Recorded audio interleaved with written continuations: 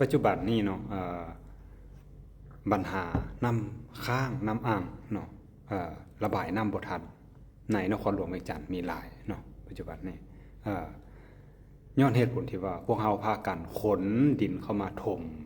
หมดเนาะบรรดาดินนั้นแล้วก็บ่มีบ่อนที่จะเป็นบ่อนที่กักเก็บน้ำไว้เนาะหรือว่าบ่อนที่ระบายน้ำลงใส่เนาะข้าพเจ้าแนะนำว่าให้เฮ็ดเป็นหนองน้ำเนาะในแต่ละบ้านหรือว่าแต่ละเฮือนก็ยิ่งดีเนาะจะเห็นบ่ในต่างประเทศเขาจะมีแต่ละโซนแต่ละ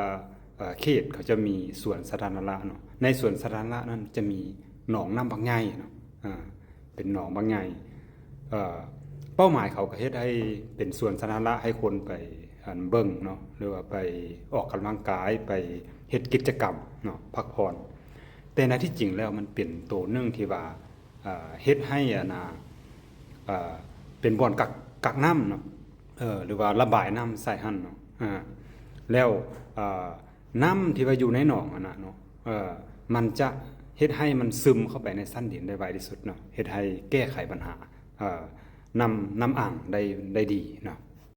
ข้าพเจ้าเคยแนะนำผู้พัฒนาอสังหาคนหนึ่งเนาะที่ว่าเรามีบ้านอยู่บ้านให้เช่าอยู่เขตที่เป็นดินต่ำเนาะเมื่อฤดูฝนมาน้ำจะเข้าไปเต็มเลยเนาะเป็นทิศน้ำกับบระบายเนาะจะเฮ็ดให้หน้าบ้านมัน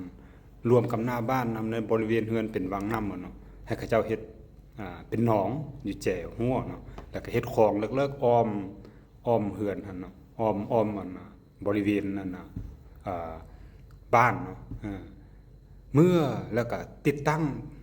ปุ่มหรือว่าเขาว่าปั๊มเนาะปั๊มอัตโนมัติก็คือว่าเขาเฮ็ดคือแบบว่าอยู่ในหัวสะโครกนี่นะเนาะเวลาน้ำขึ้นปั๊บจังซี่เนาะ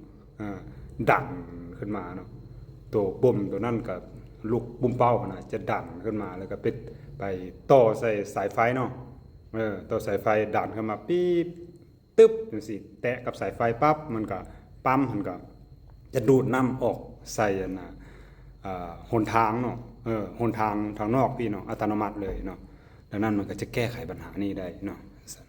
หรือว่าเขาอาจจะต่อท่อไปหาบ่อนห้วยห้องของบึงบ่อนอื่นเนาะก็แห่งดีเนาะดูดไปใส่พุ่นเลยเนาะบ่จำเป็นต้องมาเจ็บหัวกับปัญหาน้ำค้าง